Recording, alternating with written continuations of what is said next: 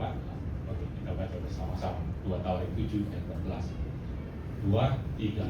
Dan umatku yang atasnya namaku disebut, merendahkan diri, berdoa dan mencari wajahku, lalu berbalik dari jalan-jalannya yang jahat, maka aku akan mendengar dari surga, mengampuni dosa mereka, serta memulihkan negeri mereka.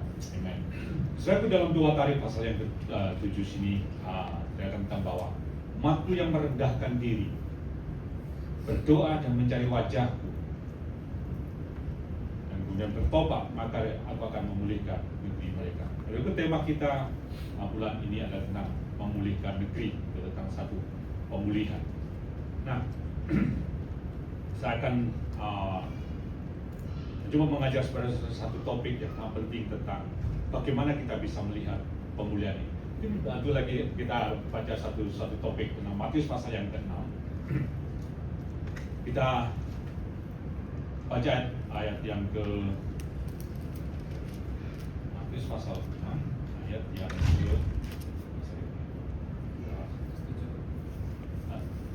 Matius 7.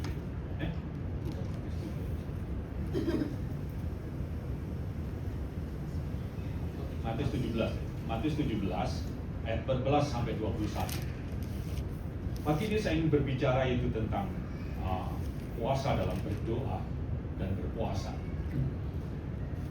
Matius pasal 17 ayat 14 sampai dengan ayat yang ke-21. Saya baca genap supaya bisa membantu ayat yang ganti. Ketika Yesus dan murid-muridnya kembali kepada orang banyak itu, datanglah seorang yang mendapatkan Yesus dan menyembah. Kata dia, Tuhan, kasihanilah anakku, dia sakit ayam dan sangat menderita. Dia sering jatuh ke dalam api dan juga sering ke dalam air.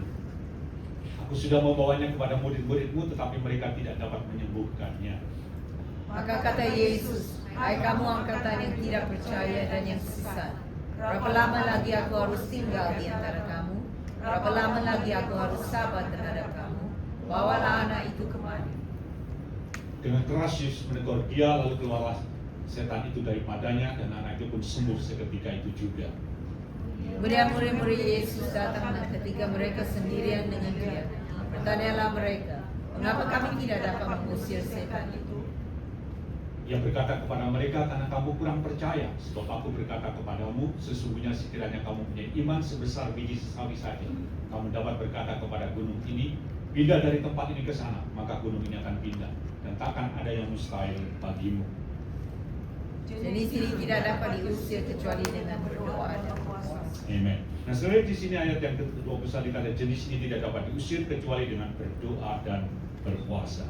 Dan dalam 2 Tawarik tadi dikatakan bahwa umatku yang merendahkan diri, berdoa dan mereka yang merendahkan diri, berdoa dan mencari wajahku, dan kembali dari jalan yang jahat, maka akan memulihkan negeri mereka. So, ayat ini memiliki satu implikasi, yaitu tentang berkata merendahkan diri, berdoa dan mencari wajahku. Itu adalah mereka merendahkan diri dengan berdoa dan berpuasa. Nah, di dalam Matius pasal yang ke-7, di sini tunjukkan tentang puasa di dalam berdoa dan berpuasa. Jenis ini tidak dapat diusir kecuali dengan berdoa dan berpuasa. Nah, saya akan berbicara pagi ini tentang bagaimana kita bisa mengalami pemulihan di dalam kehidupan kita. Saya baru balik dari London tadi malam, mata saya masih bengkak. Jadi kadang saya tidak bisa mendengar suara saya. Dalam perjalanan kami kemarin cuacanya sangat panas sekali, udaranya dingin tapi sangat panas sekali. Jadi saya selama perjalanan saya kurang senang keluar, saya nggak suka keluar. Istri saya bilang sama istri saya, panas sekali cuacanya, dan udaranya dingin. Dan saya bilang, saya ini udah hitam, lalu panas lagi, udara dingin, tak membuat saya hitam. Betul-betul hitam. Terus istri saya jawabnya sederhana, nanti kan pasti kembali lagi. Lalu kulit gampang pulih. Nah, saya akan bicara tentang bagaimana kita bisa melihat satu pemulihan. Perkataan dipulihkan itu dikembalikan seperti sebelumnya. Nah, Tuhan mau memulihkan keadaan manusia itu seperti sebelum manusia jatuh ke dalam dosa. Jadi kalau kita lihat keadaan manusia sebelum jatuh dosa, keadaan sangat baik, sehat, makmur, senang. memiliki hidup yang kekal, dan mereka sangat diberkati Tuhan. Nah, jadi Tuhan ingin memulihkan keadaan kita. Tuhan mau memulihkan keadaan kita supaya kita bisa memulihkan keadaan orang lain. Tuhan memberkati kita juga supaya kita bisa menjadi berkat bagi orang lain. Nah, dalam 2 Tawarik pasal yang ke-7-14 dikatakan, umatku yang merendahkan diri, berdoa dan mencari wajahku, dan bertobat, maka aku akan memulihkan negeri mereka. Nah, salah satu kunci untuk kita bisa melihat atau mengalami pemulihan adalah merendahkan hati, merendahkan diri dengan berdoa dan berpuasa. Sungguh berdoa dan berpuasa itu adalah kunci untuk hidup berkemenangan. Nah, pagi ini saya ingin mengajar saudara untuk tentang hal berdoa dan berpuasa itu. Nah, saudara, kalau kita mau melihat pemulihan secara holistik, baik itu secara spiritual, relasional, sosial, ekonomi maupun kesehatan kita, kuncinya adalah berdoa dan berpuasa. Sungguh berdoa dan berpuasa itu sangat besar kuasanya. Nah, di dalam Matius pasal yang ke-17 tadi yang kita baca, kalau saya lihat dalam kisah itu, waktu itu murid-murid Tuhan mencoba mengusir setan dari seorang anak yang sedang sakit ayan, epilepsi. Jadi mereka sedang sakit epilepsi. Itu sebenarnya ada dua penyebab. Biasanya ada orang karena terlalu panas, terlalu tinggi, itu bisa juga epilepsi. Jadi karena apa? Daya tahan tubuh. Tapi epilepsi juga ada yang disebabkan karena roh jahat. Nah, di dalam nats yang kita baca tadi, dia kena epilepsi ayan karena apa? Kerasukan roh jahat. Nah, waktu murid-murid Tuhan itu mencoba untuk mengusir setan itu, tapi dikatakan setan itu nggak mau keluar. Nah, kemudian mereka datang kepada Yesus, saudara, aku sudah bawa kepada murid-murid, tapi mereka nggak bisa mengusir. Kemudian Yesus bilang, kamu ini angkatan orang yang kurang percaya. Kemudian Yesus usir setan itu, sering keluar. Nah, murid-murid Tuhan bertanya, Tuhan, kenapa aku nggak bisa mengusir setan itu? Nah, Yesus jawab dengan sederhana. Dikatakan, pertama karena kamu kurang percaya. Terus kemudian dikatakan, jenis ini tidak bisa diusir kecuali dengan berdoa dan berpuasa. Nah, saya ingin menunjukkan kepada saudara-saudaraku bahwa setan itu ada level atau tingkat kekuatannya. Ulangi lagi, setan itu ada level atau tingkat kekuatan. Ada yang mudah diusir, ada yang susah diusir. Nah, begitu juga dengan masalah. Ada masalah yang mudah diatasi, tapi ada juga masalah yang susah untuk diatasi. Nah, ini seperti jenis ini nggak bisa diusir atau dikalahkan dengan berdoa dan berpuasa. Terus saya mau katakan kepada tidak ada masalah yang tidak bisa diselesaikan dengan berdoa dan berpuasa. Jadi doa puasa itu sangat besar kuasanya. Doa puasa itu adalah kunci kemenangan orang-orang percaya.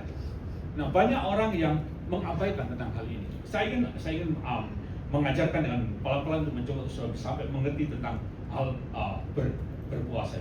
Jadi doa dan puasa adalah kunci kemenangan orang-orang percaya. Nah, orang-orang percaya sangat penting kembali menggunakan senjata yang luar biasa ini, itu berdoa dan berpuasa. Cukup berdoa dan berpuasa ini pernah coba untuk dihilangkan atau dihapus dari gereja. Sudah pernah mendengar tentang pengajaran yang tentang hyper grace.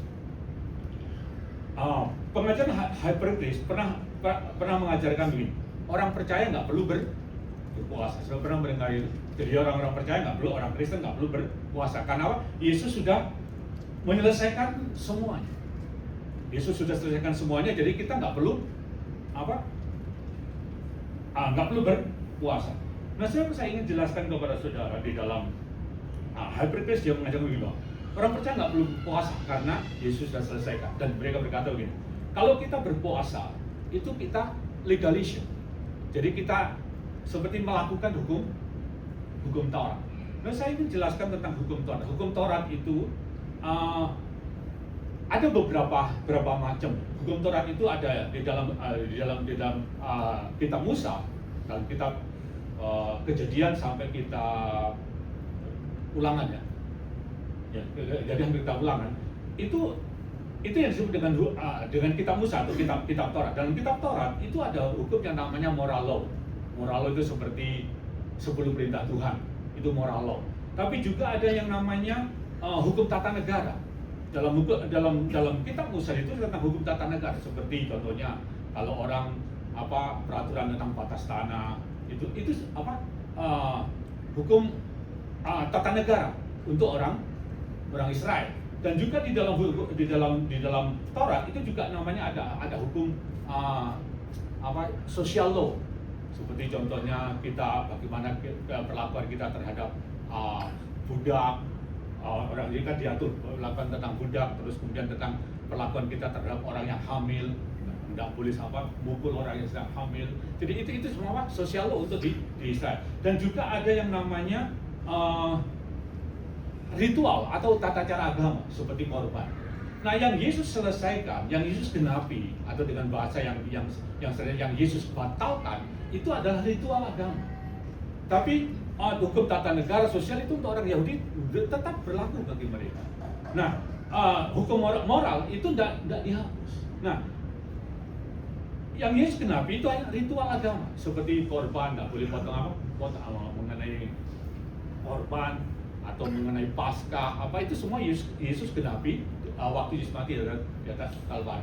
Nah, berdoa dan berpuasa itu Yesus nggak cancel, Yesus nggak batalkan. Nah, saya akan tunjukkan kepada saudara, doa dan puasa Yesus tidak batalkan. Coba kita lihat dalam kitab.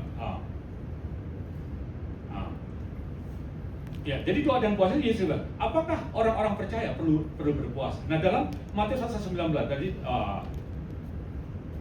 coba kita lihat Matius pasal yang ke-9.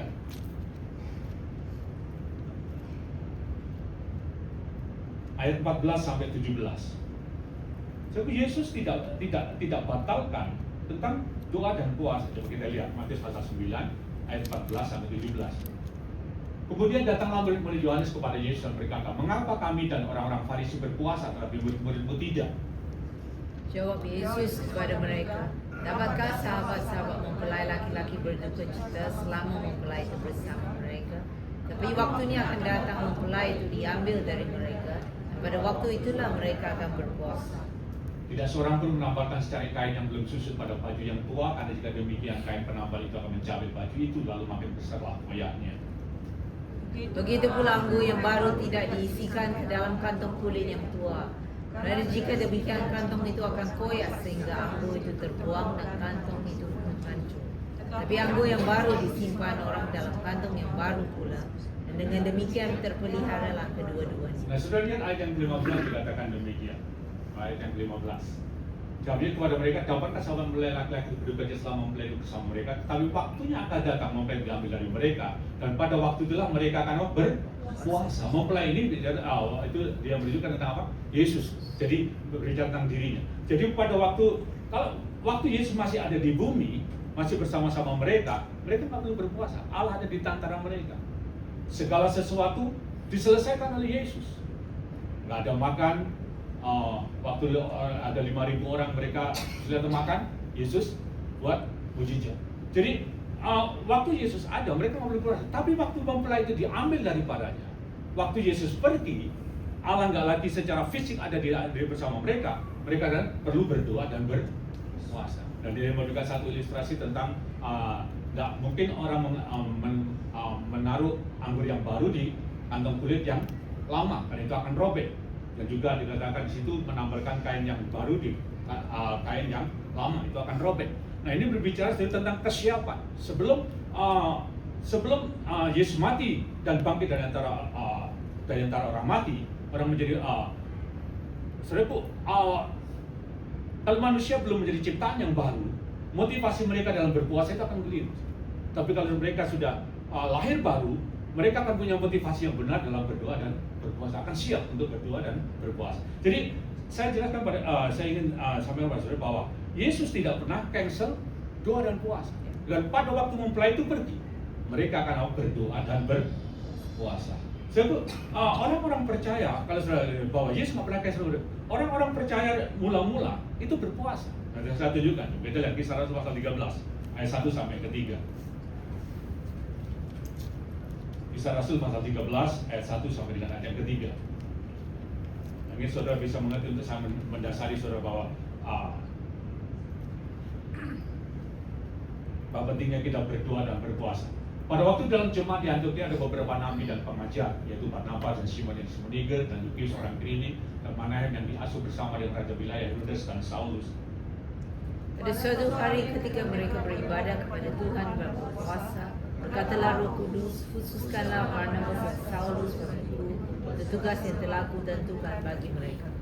Maka berpuasa dan berdoalah mereka. Setelah meletakkan tangan ke atas kedua orang itu, mereka membiarkan keduanya pergi. Nah, sudah lihat dikatakan gereja mula-mula mereka berdoa dan berpuasa. Yesus nggak pernah cancel berdoa dan berpuasa. Jadi waktu gereja mula-mula melakukan doa dan puasa. Lalu 2 Korintus pasal 6 ayat yang keempat, pelayan-pelayan Tuhan Paulus berdoa dan berpuasa. 2 Korintus 11 ayat 17 Paulus berkata, aku sering kali berdoa dan berpuasa. Jadi gereja mula-mula mereka berdoa dan berpuasa. Jadi berpuasa itu tidak pernah di-cancel Tuhan. Jadi kalau ada pengajaran yang seperti mengajarkan bahwa orang percaya nggak perlu berpuasa, saudaraku, mereka mencoba untuk menghilangkan kekuatan orang-orang percaya. Nah itu saya mau bilang bahwa doa dan puasa itu adalah kekuatan orang percaya. Sebab doa puasa itu bukan hukum Taurat, tapi ada satu kebenaran yang membawa orang-orang percaya untuk hidup berkemenangan. Nah, sebab berpuasa itu sangat penting. Nah, berpuasa memang hari-hari ini jarang dibicarakan.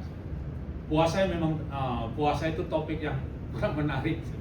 Nah, dan puasa juga sesuatu yang tidak enak didengar, nggak fun. Kalau kita bicara tentang diberkati Tuhan, sukses, wah senang di telinga. Tetapi sebut puasa itu ada kuasa yang besar dalam berdoa dan puasa. Dan dunia saat ini itu lebih mementingkan kesenangan daripada korban. Jadi orang-orang percaya itu perlu belajar untuk menyangkal diri, untuk merendahkan diri, berdoa dan berpuasa. Ada satu pernyataan dari John Wesley, saya ingin menjelaskan. John Wesley memberikan satu kunci penting untuk orang-orang percaya itu perlu betapa pentingnya berdoa dan berpuasa. Ada satu pernyataan John Wesley, saya tulis ya. Dikatakan begini, John Wesley, when the believer neglect prayer and fasting, they will backslide. John Wesley ini adalah tokoh kebangunan rohani dalam kegerakan metodisme. Dan setelah itu kemudian terjadi namanya gerakan Pentakosta. Jadi dia berkata bahwa kalau orang percaya mulai melalaikan, mengabaikan berdoa dan berpuasa, mereka akan mundur. Nanti kalau sudah lihat dengan kegerakan hyper grace, banyak sekali hamba-hamba Tuhan yang mereka yang tadinya begitu hebat pada berjatuhan. Jadi sangat penting saudara, kita ini berdoa dan berpuasa. Nah, apa itu sebenarnya berpuasa? Saya bisa bicara di Bandung. What is fasting? Fasting itu adalah abstaining from food for a spiritual purpose. Jadi tidak makan untuk tujuan rohani. Coba ada beberapa jenis puasa. Mungkin nanti saya tidak tulis. Ada 3 jenis puasa. Puasa yang pertama itu adalah simple fast. Nanti satu.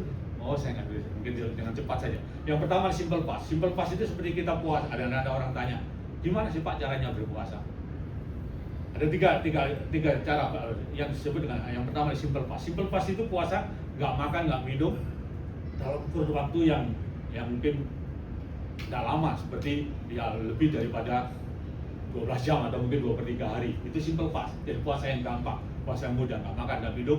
Biasanya kalau sudah lihat agama tetangga kita puasa dari subuh ya Bu Ani ya, betul ya, subuh ya, dari subuh sampai petang hari. Jadi mereka puasa. Nah itu simple fast, nggak makan, nggak minum. Orang-orang Yahudi mereka puasa biasanya 25 hari, itu absolut. Nanti saya lihat. Jadi simple fast itu nggak makan, nggak minum dalam kurun waktu tertentu, biasanya nggak terlalu panjang. Itu simple fast. Yang kedua itu yang namanya adalah partial fast, partial fast, yaitu puasa yang sebagian nggak makan tapi minum, atau nggak makan makanan yang solid, hanya minum makan buah-buahan sama sayur-sayuran. Nah ini biasanya mereka yang melakukan dalam kurun waktu yang lama. Jadi nggak makan, tapi minum air. Jadi minum air, atau orang nggak makan makanan yang solid, tapi vegetarian, seperti sayur-sayuran, buah-buahan, atau jus biasa dalam kurun waktu lama. Ini yang dilakukan oleh Suri Daniel. Dia melakukan waktu sebanyak 21 hari. Jadi ini ada varian fase. Biasanya kalau orang nggak makan minum, kadang-kadang di 3 hari. Nah saya sering sekali melakukannya dulu. Nggak makan, tapi minum sampai 3 hari. Jadi ini puasa sebagiannya, partial fast. Dan yang ketiga itu adalah absolute fast. Absolute fast itu tidak makan dan tidak minum. Dan ini biasanya dilakukan bisa 1 hari 1 malam, 3 hari 3 malam. Kalau Yesus 40 hari 40 malam, Musa 40 hari 40 malam. Ini absolute fast. Jadi ada simple fast, ada partial fast, ada absolute fast. Nah ini jenis-jenis puasa. Jadi saudara bisa kadang-kadang berpuasa. Nah kalau simple fast itu memang bagus sih, kalau menurut kedokteran ada bilang lebih daripada 18 jam, itu menolong banyak sekali. Jadi ini tentang berpuasa. Dan yang absolute fast kalau sudah lihat itu seperti Esther, dia puasa 3 hari 3 malam, tidak makan dan minum. Jadi Musa 40 hari 40 malam, Yesus 40 hari 40 malam, itu absolut. Ini luar biasa. Ini perlu tuntunan Tuhan. Saya pernah mencoba, pengen puasa 7 hari 7 malam, nggak makan nggak minum, tapi nggak sanggup. Sampai 4 hari melayang. Saya takut sampai saya takut nanti masuk ke dunia lain, jadi saya makan. Jadi puasa itu adalah absen dari makan dengan tujuan rohani. Itu adalah puasa. Nah, saya ingin menunjukkan kepada saudara kenapa kita perlu berpuasa. Ini saya ingin saya sampaikan. Yang pertama, saudara, kenapa kita berpuasa? Puasa itu adalah satu ajakan. Fast is an invitation. Jadi kalau saya lihat dalam doa tadi ada umatku yang merendahkan diri berdoa dan berpuasa. Jadi puasa itu adalah satu ajakan. Jadi puasa adalah sesuatu yang dilakukan bukan karena terpaksa atau kewajiban, tapi volunteer. Jadi puasa itu bukan kewajiban, tapi volunteer. Volunteer artinya dilakukan dengan sukarela, dengan senang hati, dengan kemauan. Jadi itu berpuasa. Nah, sebab berpuasa dalam perjanjian lama itu memang kewajiban. Jadi satu perintah. Kalau di Israel ada yang namanya satu hari tertentu mereka berpuasa pada waktu hari raya Yom Kippur. Itu hari raya namanya hari raya perjanjian.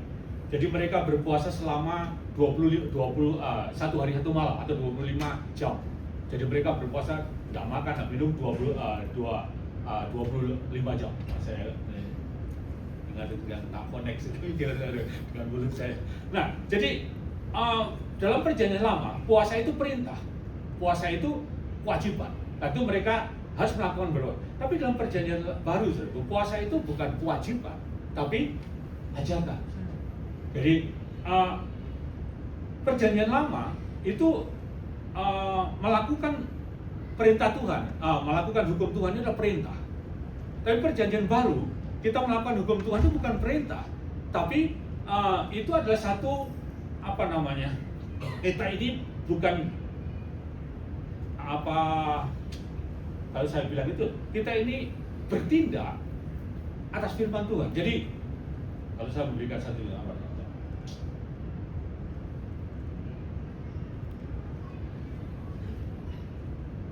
jadi perjanjian baru itu kita bukan melakukan perintah Tuhan itu sebagai kewajiban, tapi kita bertindak atas firman Tuhan yang dengan anugerah Tuhan kita mampu untuk hidupi firman Tuhan itu. Agak sedikit aja. Saya mau berikan satu contoh. Jadi contohnya mengampuni. Mengampuni itu kalau itu kita nggak akan bisa mengampuni. Kalau itu dilakukan sebagai perintah, kita nggak akan bisa melakukan. Tapi kita bisa mengampuni karena apa? Kita mengerti tentang kasih karunia Tuhan dan anugerah Tuhan. Karena Tuhan mengampuni kita, maka kita mampu untuk mengampuni. Jadi perjanjian lama itu melakukan hukum Tuhan sebagai perintah, tapi perjanjian baru itu kita menjadi pelaku daripada firman Tuhan, daripada Tuhan. Jadi kita berpuasa itu bukan didrive oleh kewajiban, tetapi karena dorongan dari kasih karunia yang menaruh kemauan dan kerinduan dalam hati kita untuk berpuasa. Dan dalam kitab Filipi pasal 2:13, Tuhan menaruh keinginan di dalam hati kita. Jadi puasa itu adalah satu invitation, satu dorongan, satu ajakan, yang dimana Tuhan itu memiliki satu ekspektasi untuk kita melakukannya. Dan ketika kita melakukannya, kita melihat Tuhan bertindak. Jadi berpuasa itu yang pertama itu adalah satu ajakan, satu dorongan. Jadi bukan perintah sehingga kita kalau kita nggak melakukannya dosa, tapi berpuasa itu adalah sebenarnya ajakan, karena waktu kita melakukan berdoa dan berpuasa, sebenarnya kita mempersilahkan Tuhan untuk bertindak. Jadi ini berbeda. Nah, yang kedua, berpuasa. Berpuasa itu adalah sebagai cara untuk kita merendahkan hati kita di hadapan Tuhan. Nah, dalam doa Taurat ini kata, umatku yang merendahkan hati, merendahkan diri dan berdoa dan mencari wajahku, maka akan memulihkan negeri. Jadi berpuasa itu ada cara untuk kita merendahkan hati kita di hadapan Tuhan. Sebab kesombongan itu adalah sesuatu yang paling nggak disukai Tuhan. Dalam kitab Yakobus, Tuhan membenci orang yang congkak tapi mengasihi orang yang rendah hati. Lucifer jatuh karena kesombongan. Nebukadnezar direndahkan karena sombong. Nah, Tuhan sangat senang dengan orang yang merendahkan hati di hadapan Tuhan. Jadi puasa itu adalah cara untuk kita merendahkan hati kita di hadapan Tuhan. Jadi ketika kita berpuasa, sebenarnya kita menunjukkan satu sikap di mana kita benar-benar perlu Tuhan. Kita perlu Tuhan, kita percaya Tuhan, dan kita bergantung kepada Tuhan. Coba kita lihat Mazmur pasal 36. Mazmur pasal 36 ayat 13. Jadi puasa itu adalah satu sikap di mana kita merendahkan hati kita di hadapan Tuhan. Mazmur pasal 36, 35 ayat 13.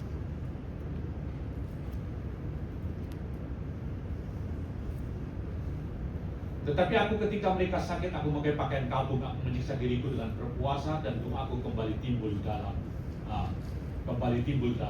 dadaku. Jadi dikatakan memakai pakaian kabung, ini dalam bahasanya sebenarnya kurang itu. Jadi mereka merendahkan hati dengan berpuasa. Jadi berpuasa itu adalah satu bentuk di mana kita merendahkan hati kita di depan Tuhan. Kita perlu Tuhan, kita percaya Tuhan, dan kita bergantung kepada Tuhan. Sebab puasa itu bukan untuk memanipulasi Tuhan. Puasa juga bukan untuk supaya kita ini berkenan kepada Tuhan. Puasa juga bukan untuk supaya Tuhan berbelas kasihan kepada kita. Nah, banyak kali kita kan berpuasa itu supaya kita ini berkenan pada Tuhan, supaya Tuhan berbelas kasihan kepada kita. Saya mau jelaskan kepada saudara ini hal yang sangat penting. Tuhan itu sudah sangat berkenan dan sangat mengasihi kita, dan itu adalah anugerah karena kita percaya kepada Yesus. Jadi kita berpuasa itu bukan untuk supaya kita berkenan atau Tuhan mengasihi kita, tapi kita sedang menyatakan, tapi kita berpuasa itu kita sedang menyatakan bahwa saya tidak bisa dengan kemampuan saya perlu Tuhan, saya mau Tuhan yang bertindak. Itu waktu kita berpuasa. Suatu sikap ini yang mendatangkan kasih karunia Tuhan. Jadi waktu kita merendahkan hati kita berdoa dan berpuasa, kita mengakui bahwa kita nggak bisa dan kita perlu Tuhan. Dan ini yang mendatangkan namanya kelimpahan kasih karunia Tuhan. Jadi kasih karunia Tuhan itu ada dua definisi. Mungkin saya jelaskan sedikit saja. Kasih karunia itu ada dua pengertian. Kristus ada dua pengertian.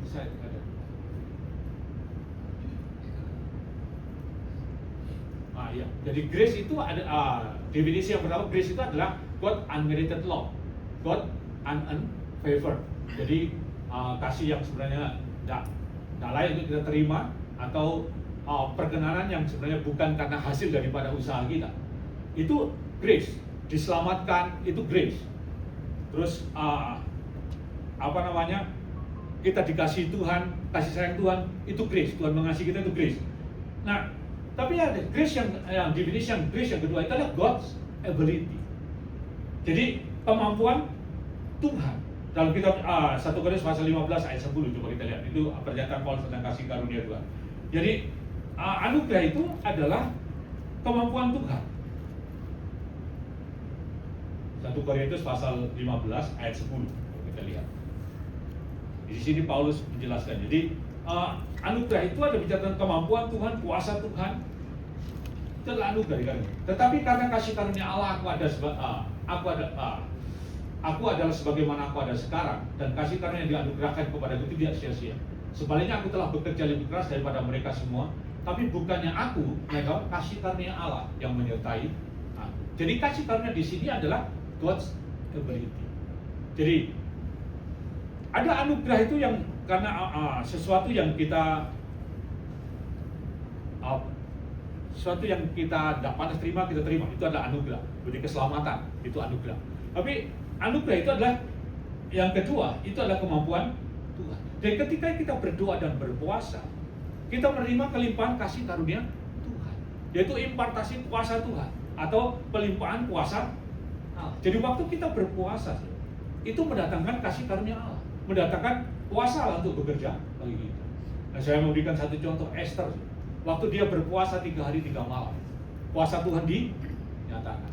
Yang tadinya orang-orang Yahudi yang harusnya dihukum gantung, tapi karena Esther berdoa dan berpuasa dengan bersama-sama dengan orang Yahudi, mereka berdoa dan berpuasa 3 hari 3 malam, hukuman itu dibalikkan. Yang tadinya Haman yang mau membinasakan orang Yahudi, tapi terbalik, Haman yang akhirnya dihukum gantung. Jadi kuasa itu mendatangkan kasih karunia Allah, kuasa Allah untuk bekerja. Nah, waktu Paulus juga dikatakan dia berdoa dan berpuasa, dan kuasa Tuhan bekerja melalui pelayan. Jadi berdoa dan puasa itu mendatangkan kuasa Allah untuk bekerja. Dulu saya pernah dalam kehidupan saya mengalami banyak sekali akibat daripada berdoa dan berpuasa. Yang pengalaman yang kelihatan, saya pernah cerita waktu saya dapatkan istri, waktu saya mau menikah. Dulu pernah dengarkan cerita saya. Waktu kami bangun hubungan sama istri saya, orang tuanya perjalanan kami nggak mulus, orang tuanya nggak senang kalau anaknya menikah sama orang yang bukan Chinese, apalagi hitam kayak saya gitu. Jadi kurang senang gitu. Dan dia ngomong sama istri saya waktu dia bangun hubungan dengan seseorang yang bukan Chinese, dia berkata begini, kamu seperti apa? Bunuh saya, seperti mau bunuh saya. Akhirnya dia nggak jalan sama saya. Nah, waktu dengan saya nggak mulus, tapi kami komitmen, kami puasa Senin Kamis. Ya, katanya kan orang Jawa kan Senin Kamis itu setan bisa pergi gitu. Enggak, kami kebetulan saya dulu Betani itu hari Kamis puasa. Jadi kami dulu hari Kamis selalu berpuasa, malamnya 2 malam. Itu kami Betani. Nah, Senin itu tambahan ekstra. Jadi kami puasa Senin jadi setiap minggu 2 hari. 2 kali gitu. Nah, kami berdoa dan berpuasa. Nah, waktu kami berdoa dan berpuasa dalam perjalanan, sampai suatu saat istri saya nggak berani ngomong sama orang tuanya. Tapi kemudian saya bilang, ya kita lebih baik bicara. Biasanya berhikmat, dia bilang kita berdoa dan berpuasa.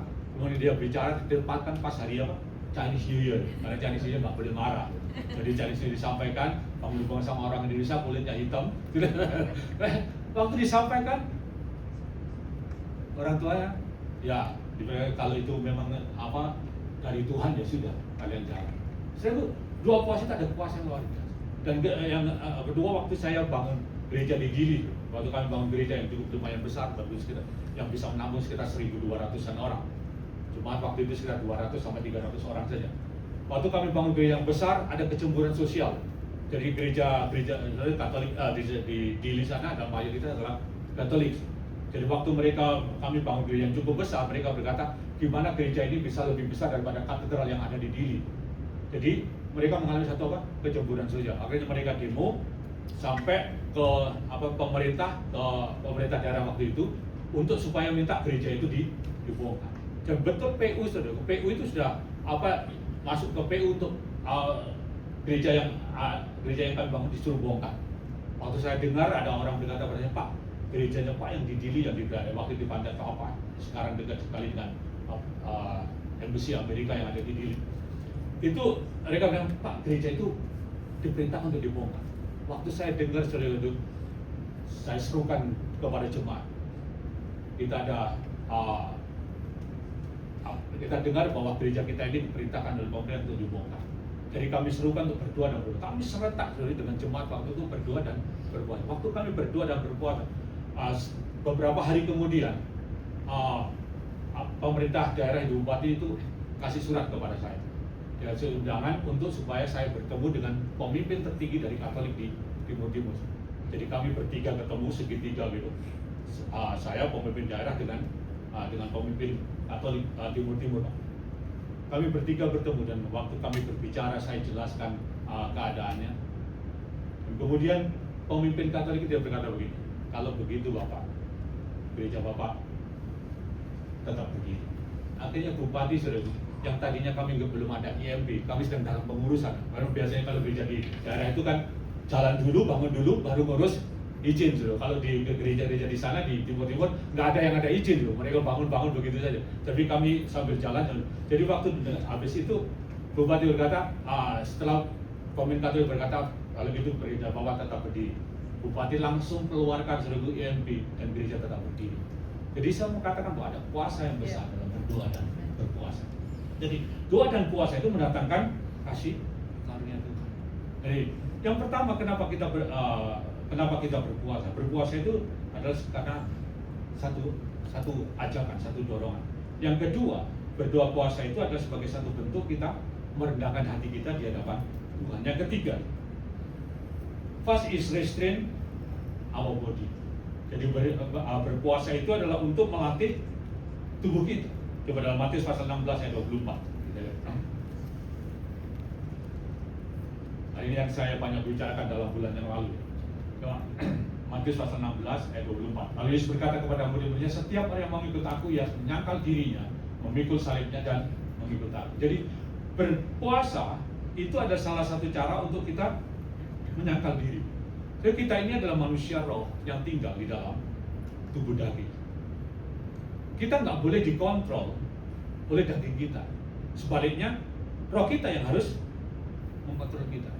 Nah, cara yang paling efektif untuk mengkontrol daging itu dengan apa? Berpuasa. Jadi puasa itu cara untuk kita menyangkal diri, mengkontrol daging kita. Nah, waktu kita berpuasa atau kita matikan keinginan daging kita, maka roh kita itu akan menonjol. Roh kita itu akan mengendalikan diri kita. Nah, kalau roh kita mengendalikan diri kita, roh kita lebih kuat dari daging kita, maka ada dua hal yang akan kita alami. Yang pertama yaitu membuat kita ini menjadi peka, atau yang saya sebut dengan spiritual sensitivity. Jadi puasa itu adalah untuk menyangkal diri. Jadi berpuasa itu bukan untuk jadi berpuasa itu sebenarnya, kalau saya mau jelaskan, berpuasa itu bukan untuk merubah Tuhan, tapi untuk merubah diri kita sendiri. Jadi berpuasa itu untuk mempersiapkan diri kita untuk kita bisa menerima sesuatu dari Tuhan yang Tuhan itu ingin kerjakan oleh kita. Jadi waktu kita berpuasa, kita sedang mempersiapkan diri. Nah, apa yang terjadi itu? Jadi roh kita menjadi melanggar. Akibatnya enggak? Roh kita menjadi peka. Nah, doa dan puasa itu membuat kalau saya bilang spiritual hearing kita itu jadi peka. Jadi kita bisa mendengar suara Tuhan ini dengan mudah. Nah, kan saya berikan satu contoh. Waktu saudara puasa, kadang-kadang saudara membaca Alkitab, kadang-kadang nggak ngerti, sulit. Tapi kadang waktu saudara berpuasa, saudara gampang sekali baca Alkitab. Baca Alkitab itu bisa kayak disingkapkan. Jadi puasa itu firman Tuhan ini jadi hidup. Kita mudah sekali untuk menerima. Jadi puasa itu membuat roh kita itu menjadi peka untuk kita bisa menerima penyikapan atau pewahyuan Tuhan. Jadi puasa juga buat kita itu peka untuk kita mendengar dan dipimpin oleh Tuhan. Saya memberikan satu contoh di dalam Alkitab. Kalau Daniel, waktu dia berdoa dan berpuasa, dia disingkapkan Tuhan. Dia pernah ketika dia berdoa dan berpuasa untuk minta pengertian tentang penglihatan yang dia dapatkan. Jadi waktu dia berdoa dan berpuasa, dia minta pengertian dari Tuhan dan Tuhan singkapkan. Jadi berdoa dan berpuasa itu membuat kita itu, roh kita menjadi peka. Jadi kita bisa mendengarkan suara Tuhan. Kita bisa menerima namanya penyingkapan rohani atau yang disebut dengan pewahyuan. Itu ketika kita berpuasa. Jadi kalau sudah lihat orang-orang kejawen itu, kalau mereka mau dapat pewahyuan dari setan, dari roh jahat, itu mereka puasa. Jadi puasa itu buat roh kita itu yang keluar, yang nonjol. Jadi sehingga kita bisa jadi peka. Jadi puasa itu mendatangkan kepekaan rohani. Nah, kita bisa mendengarkan suara Tuhan, kita bisa dipimpin Tuhan waktu kita berpuasa. Nah, jadi yang kita baca dalam Kisah Rasul 13, waktu mereka berdoa dan berpuasa, Tuhan berbicara, roh Tuhan berbicara. Roh Tuhan memimpin mereka, khususkan Paulus dan Barnabas untuk pergi ke satu tempat. Jadi berdoa dan berpuasa itu membuat kita itu peka roh kita. Jadi kita bisa menerima satu penyingkapan, pewahyuan, kita bisa dengar suara Tuhan, kita juga bisa dipimpin oleh Tuhan. Jadi itu puasa dalam berdoa dan berdoa. Dan juga berdoa dan berpuasa itu yang kedua itu mengaktifkan iman kita. Nah, saya akan jelaskan sedikit hal ini yang seringkali kita banyak orang salah mengerti ini. Jadi puasa itu tidak menambah iman. Iman itu dimulai dari mana? Pendengaran, dan pendengaran akan firman Kristus. Jadi waktu kita berpuasa, puasa itu membuat roh kita itu jadi peka. Roh kita itu jadi sensitif. Jadi kita bisa menyerap firman itu dengan baik. Jadi waktu sudah berpuasa, memang nggak menambah iman puasa, tapi puasa itu bisa membuat roh kita peka dan kita bisa menyerap firman dengan baik. Kita bisa mengerti firman dengan baik. Akhirnya iman kita jadi hidup. Jadi iman kita jadi hidup, jadi kita sangat percaya kepada Tuhan. Karena itu kalau sudah melihat dalam waktu murid-murid Tuhan nggak bisa mengusir setan, Yesus berkata begini, karena kamu kurang percaya. Jadi kemudian jenis ini nggak bisa diusir kecuali dengan berdoa dan berpuasa. Apa hubungannya doa puasa dengan iman? So, doa puasa tidak menambah iman, tapi doa puasa itu membuat kita peka terhadap kita bisa absorb firman dengan baik, dan akhirnya kita bisa mengerti kebenaran dan iman kita jadi aktif.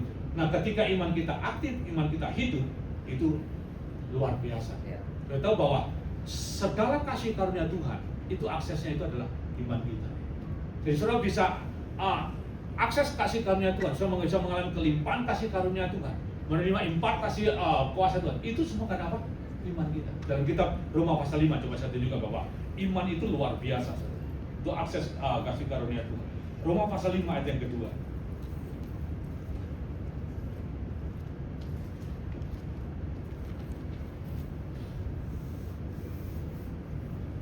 Roma pasal 5 ayat yang kedua. Oleh dia kita juga berjalan masuk oleh iman kepada kasih karunia. Dalam kasih karunia kita berdiri dan kita bermegah dalam pengharapan menerima kemuliaan. Sudah kita boleh jalan masuk oleh iman kepada kasih karunia. Jadi kasih karunia itu aksesnya itu adalah iman.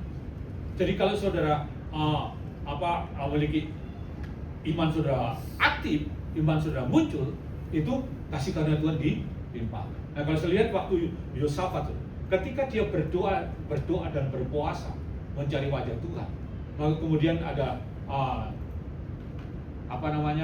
suara Nabi berkata bahwa Tuhan akan berperang bagi kamu.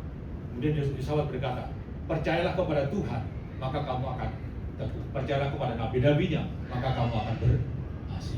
Jadi berdoa dan berpuasa itu tidak menambah iman, tapi mengaktifkan iman kita. Iman kita jadi hidup dan kita bisa akses kasih karunia. Jadi kalau saudara mau melihat kuasa Tuhan bekerja, itu doa dan puasa itu luar biasa dampaknya. Jadi karena itu sangat penting orang-orang percaya berdoa dan berpuasa. Jadi berdoa dan berpuasa itu membuat kita bisa melihat pemulihan dalam kehidupan kita, kesehatan kita, ekonomi kita, pekerjaan kita, keluarga kita, itu bisa dipulihkan dengan berdoa dan berpuasa. Dan kalau sudah melihat sesuatu yang perlu dipulihkan, mengatakan merendahkan hati, cari wajah Tuhan, berdoa dan berpuasa, maka Tuhan akan melimpahkan kasih karunia-Nya dan memulihkan keadaan kita. Tuhan berkati.